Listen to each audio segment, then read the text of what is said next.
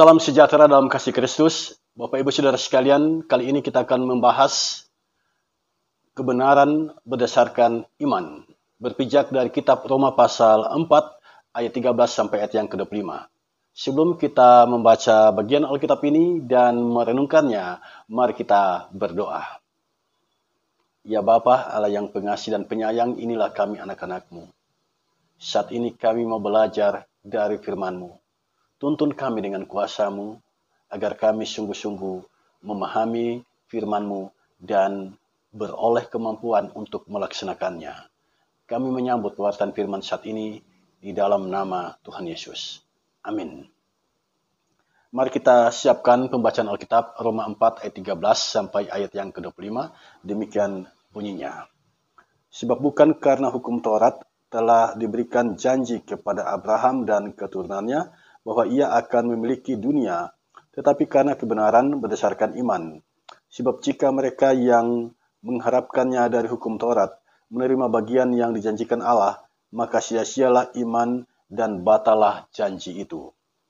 Karena hukum Taurat membangkitkan murka, tetapi di mana tidak ada hukum Taurat, di situ tidak ada juga pelanggaran. Karena itulah kebenaran berdasarkan iman supaya merupakan kasih karunia, sehingga janji itu berlaku bagi semua keturunan Abraham, bukan hanya bagi mereka yang hidup dari hukum Taurat, tetapi juga bagi mereka yang hidup dari iman Abraham, sebab Abraham adalah bapa kita semua. Seperti ada tertulis, engkau telah kutetapkan menjadi bapa banyak bangsa, di hadapan Allah yang kepadanya ia percaya, yaitu Allah yang menghidupkan orang mati, dan yang menjadikan dengan firman-Nya apa yang tidak ada menjadi ada. Sebab sekalipun tidak ada dasar untuk berharap, namun Abraham berharap juga dan percaya bahwa ia akan menjadi bapa banyak bangsa menurut yang telah difirmankan. Demikianlah banyaknya nanti keturunanmu. Imannya tidak menjadi lemah, walaupun ia mengetahui bahwa tubuhnya sudah sangat lemah, karena usianya telah kira-kira 100 tahun, dan bahwa rahim Sarah telah tertutup, tetapi terhadap janji Allah, ia tidak bimbang karena ketidakpercayaan, malah ia diperkuat dalam imannya dan ia memuliakan Allah. Dengan penuh keyakinan bahwa Allah berkuasa untuk melaksanakan apa yang telah ia janjikan. Karena itu, hal ini diperhitungkan kepadanya sebagai kebenaran. Kata-kata ini yaitu hal ini diperhitungkan kepadanya tidak ditulis untuk Abraham saja, tetapi ditulis juga untuk kita, sebab kepada kita pun Allah memperhitungkannya, karena kita percaya kepada Dia yang telah membangkitkan Yesus, Tuhan kita, dari antara orang mati, yaitu Yesus yang telah diserahkan karena pelanggaran kita dan dibangkitkan karena pembenaran kita. Saudara sekalian, kali ini kita membahas tentang kebenaran berdasarkan iman. Kebenaran berdasarkan iman. Maksud kalimat ini adalah kita itu dibenarkan karena iman. Ini menarik saudara sekalian, sebab pemahaman tentang dibenarkan oleh Allah atau diselamatkan oleh Allah itu tidak sama pada pelbagai agama atau penganut agama di muka bumi ini. Ada orang yang memahami bahwa dia itu dibenarkan oleh Allah kalau dia hidup di dalam kesalehan. Nah, orang yang berpandangan seperti ini, dia sangat tekun beribadah. Dia tidak mengabaikan waktu sholat. Dia tidak mengabaikan waktu untuk selalu mengambil bagian dalam ritual-ritual keagamaan. Karena baginya, orang itu dibenarkan karena kesalehannya. Ya, jadi dia berpikir dengan tekun beribadah, dia akan dibenarkan oleh Allah. Tetapi ada juga yang menganggap bahwa kita itu dibenarkan oleh Allah, kita itu diselamatkan oleh Allah karena berbuat baik. Atau karena kebajikan kita dalam menjalani hidup di muka bumi ini.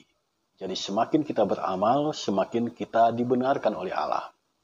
Ada juga yang mengatakan bahwa untuk dibenarkan oleh Allah, kita harus mengalami penyatuan batin dengan Allah. Jadi batin kita bersatu dengan Allah. Dari sini kita mengerti bahwa ternyata titik berangkat pandangan orang-orang dalam hal memahami kebenaran itu adalah manusia. Jadi manusia itu punya kekuatan, manusia itu punya kemampuan untuk menyelamatkan dirinya melalui kesalehan, melalui perbuatan baik, melalui kebatinan. Itu yang dipahami oleh sebagian orang yang menghuni planet bumi ini, yang menjadi penganut agama-agama tertentu di muka bumi ini. Nah, kali ini kita mendapatkan sebuah pengajaran yang menarik, saudara sekalian, bahwa kebenaran kita sebagai orang Kristen itu berdasarkan iman. Dan hal itu jelas tertulis di dalam ayat 13 bacaan kita. Sebab bukan karena hukum Taurat telah diberikan janji kepada Abraham dan keturunannya bahwa ia akan memiliki dunia, tetapi karena kebenaran berdasarkan iman. Jadi Tuhan memberikan janji itu bahwa Abraham dan keturunannya akan memiliki dunia ini, ya, menguasai dunia ini, itu karena iman. Karena iman, bukan karena hukum Taurat. Kita tahu bersama bahwa hukum Taurat adalah hukum yang diturunkan oleh Tuhan kepada Musa. Taurat artinya pengajaran. Jadi hukum pengajaran Tuhan. Melalui Musa, bangsa Israel mendapatkan hukum itu. Nah, kemudian bangsa Israel meyakini bahwa dengan melaksanakan hukum Taurat, mereka beroleh keselamatan. Nah, pandangan yang seperti ini bagi Paulus itu sesuatu yang tidak benar. Artinya apa? Manusia bisa menyelamatkan dirinya. Manusia bisa berupaya agar dibenarkan oleh Allah. Padahal manusia tidak bisa menyelamatkan dirinya. Sehebat-hebatnya manusia tidak bisa menyelamatkan dirinya atau berusaha agar dirinya dibenarkan oleh Allah melalui kekuatannya untuk melaksanakan hukum Taurat. Tidak bisa, saudara sekalian. Sebab kita ini manusia yang terbatas, kita ini manusia yang penuh dengan kelemahan. Nah, bagi Paulus, kita itu dibenarkan oleh Allah karena iman. Ketika kita beriman kepada Allah, ya, kita dibenarkan oleh Allah. Itu yang disebut oleh Paulus kebenaran berdasarkan iman. Bukan berdasarkan kesalehan, bukan berdasarkan perbuatan baik, bukan berdasarkan kebatinan, bukan berdasarkan melaksanakan hukum agama, bukan. Tetapi karena iman. Nah, pertanyaan kita sekarang adalah, apakah iman itu? Kata iman dalam bahasa Yunani adalah pistis. Pistis. Pistis artinya keyakinan, kesetiaan. Jadi dalam iman itu sebenarnya ada dua unsur ini. Unsur meyakini janji Allah, dan unsur yang kedua setia pada janji itu. Ya. Unsur meyakini janji Allah dan unsur setia pada janji itu atau berpegang pada janji itu. Jadi orang yang beriman, dia meyakini janji Allah, tetapi tidak sekedar meyakini, tetapi juga setia berpegang pada janji itu. Dua hal ini tidak bisa dipisahkan. Tidak bisa kita percaya janji Allah, tetapi kita tidak setia melaksanakan apa yang Allah perintahkan. Atau sebaliknya, kita setia berpegang pada janji Allah, berpegang pada apa yang Allah perintahkan, tetapi kita tidak meyakini betul atau mempercayai betul apa yang Allah janjikan itu. Itu bukan kehidupan yang beriman. Yang beriman, keduanya harus ada dalam diri kita, yaitu keyakinan dan kesetiaan. Sekali lagi, keyakinan dan kesetiaan. Kalau kita memiliki dua hal itu, kita beriman. Nah, sekarang mari kita evaluasi jalan hidup kita. Di dunia ini, sekarang ini, ada orang yang percaya janji Tuhan. Dia percaya Yesus akan datang kembali. Dia percaya Roh Kudus itu telah dicurahkan. Dia percaya Roh Kudus itu telah berkarya dalam kehidupan manusia sampai saat ini. Dia percaya itu. Tetapi kehidupannya, keseharian hidupnya, tidak setia pada apa yang Tuhan perintahkan. Kalau dia mempercayai bahwa Roh Kudus itu berkarya di dalam kehidupan manusia, maka dia akan membuka hati membuka kehidupannya untuk Roh Kudus memasuki kehidupannya. Dia akan menciptakan ruang di mana Roh Kudus itu memasuki kehidupannya. Tetapi itu tidak dia lakukan. Yang terjadi dia sibuk dengan urusannya, dia sibuk dengan bisnisnya, dia sibuk dengan pekerjaannya, nyaris tidak ada waktu lagi untuk bersekutu di dalam Tuhan. Nah, kehidupan yang seperti ini tidak bisa dikatakan kehidupan yang beriman. Demikian juga sebaliknya, orang yang setia berpegang pada janji Tuhan. Dia percaya, dia setia melaksanakan apa yang Tuhan janjikan. Tetapi dia belum begitu yakin tentang janji itu. Tuhan Yesus akan datang kembali dalam kemuliaannya. Ya. Dia setia berpegang pada janji itu. Tetapi di dalam hatinya tidak ada keyakinan yang begitu kuat bahwa Yesus itu pasti akan datang. Nah, kehidupan yang semacam ini tidak bisa kita katakan kehidupan yang beriman. Kehidupan yang beriman punya keyakinan dan juga punya kesetiaan. Nah, itulah pistis. Itulah iman. Itulah faith yang disebut oleh orang Inggris. Nah, saudara sekalian, dari sini kita mengerti bahwa ternyata kita itu dibenarkan oleh iman. Dibenarkan oleh iman. Ayat 14 kemudian menyebutkan, sebab jika mereka yang mengharapkannya dari hukum Taurat menerima bagian yang dijanjikan Allah, maka sia-sialah iman dan batalah janji itu. Luar biasa saudara sekalian, disebutkan di sini sia-sialah iman, batalah janji. Kalau kita mengharapkan kebenaran itu dari hukum Taurat, ya, kalau kita mengharapkan kebenaran dari hukum Taurat, sia-sialah iman, batalah janji. Jadi janji itu Tuhan berikan ketika kita mempercayainya dan berpegang pada janji itu, maka kita sesungguhnya dibenarkan oleh Allah. Nah, kemudian dalam ayat yang ke-15, karena hukum Taurat membangkitkan murka, tetapi di mana tidak ada hukum Taurat, di situ tidak ada juga pelanggaran. Jadi kita mengenal pelanggaran karena di situ ada hukum Taurat.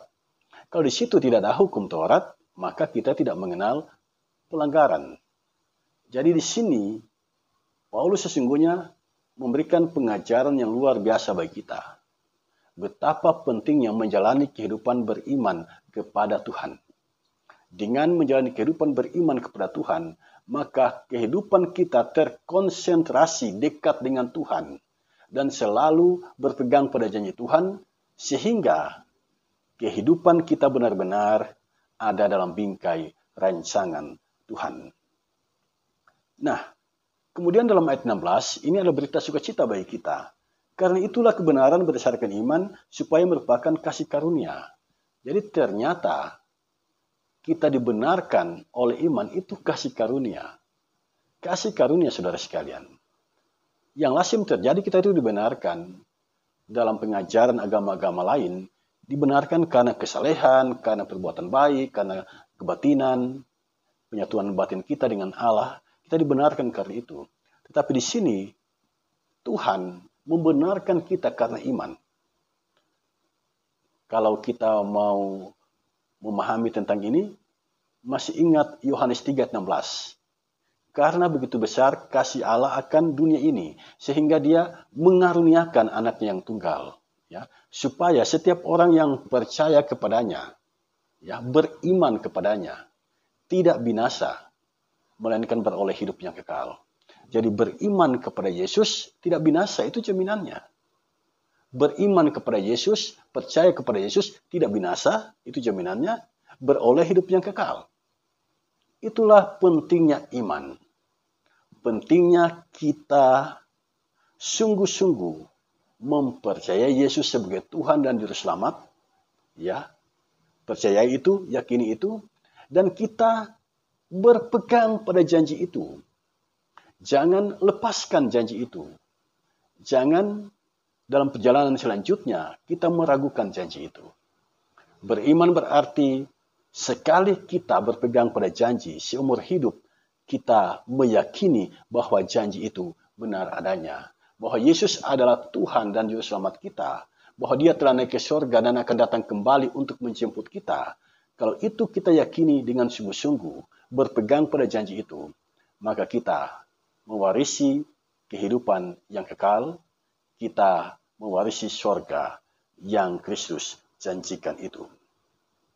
Nah, saudara sekalian, selanjutnya, perhatikan ayat yang ke-18. Sebab sekalipun tidak ada dasar untuk berharap, namun Abraham berharap juga dan percaya, dan ia akan menjadi bapa banyak bangsa. Ternyata Abraham itu, ketika dia mendapat janji dari Tuhan bahwa dia akan menjadi bapa segala bangsa, dan itu bisa kita baca dalam Kejadian pasal 17, Abraham mempercayai itu. Padahal, kalau kita menggunakan logika akal budi, bagaimana saya bisa membuktikan bahwa suatu hari kelak saya akan menjadi bapa segala bangsa? Abraham tidak berpikir sampai di situ. Dia percaya saja apa yang dikatakan oleh Tuhan. Itulah beriman. Kemudian, ayat 19. Imannya tidak menjadi lemah walaupun ia mengetahui bahwa tubuhnya sudah sangat lemah. Nah, begitulah orang beriman. Dalam kondisi tubuh yang lemah, dia tetap kuat. Karena apa?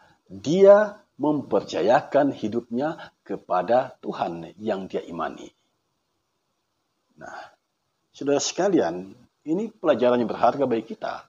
Setiap kali dalam menjalani kehidupan, kita diperhadapkan dengan pergumulan, dengan tantangan yang luar biasa. Kalau kita beriman, ya, kita punya kekuatan untuk menghadapi semuanya itu. Mengapa? Karena kita percaya pada janji Tuhan dan kita berpegang pada janji itu. Dan saudara sekalian, kemudian Paulus menjelaskan ayat yang ke-20, tetapi terhadap janji Allah ia tidak bimbang karena kita percayaan, malah ia diperkuat dalam imannya dan ia memuliakan Allah, ayat 21, dengan penuh keyakinan bahwa Allah berkuasa untuk melaksanakan apa yang telah ia janjikan, ayat 22, karena itu hal ini diperhitungkan kepadanya sebagai kebenaran. Allah memperhitungkan hal itu kepada Abraham sebagai kebenaran, karena dia percaya pada janji Allah. Abraham percaya bahwa dia akan menjadi bapa segala bangsa. Abraham percaya bahwa keturunannya menjadi sangat banyak, padahal usianya saat itu sudah sangat lanjut. Kalau kita berusia lanjut, lalu dijanjikan keturunan, atau orang mengatakan engkau akan melahirkan anak, kita pasti tidak percaya. Karena itu tidak masuk akal. Masa orang berusia 100 tahun masih bisa mendapatkan anak? Tidak masuk akal. Jadi iman itu sebenarnya acap kali melampaui akal, ya, melampaui akal, ya. Akal kita tidak mampu menjangkaunya. Beriman melampaui akal budi kita. Itu sesungguhnya yang terjadi pada Abraham. Dijanjikan menjadi bapa segala bangsa, dia belum pernah melihat, ya, belum pernah melihat bangsa mana itu. Kemudian dia dijanjikan keturunannya menjadi banyak seperti bintang di langit. Dia tidak punya kesempatan untuk melihat, tetapi dia percaya itu. Dijanjikan keturunannya akan menduduki tanah Kanaan. Dijanjikan Allah akan menjadi Allah bagi keturunannya. Semuanya itu belum dilihat oleh Abraham, tetapi Abraham mempercayai semuanya itu. Jadi menjalani kehidupan beriman sesungguhnya melampaui akal.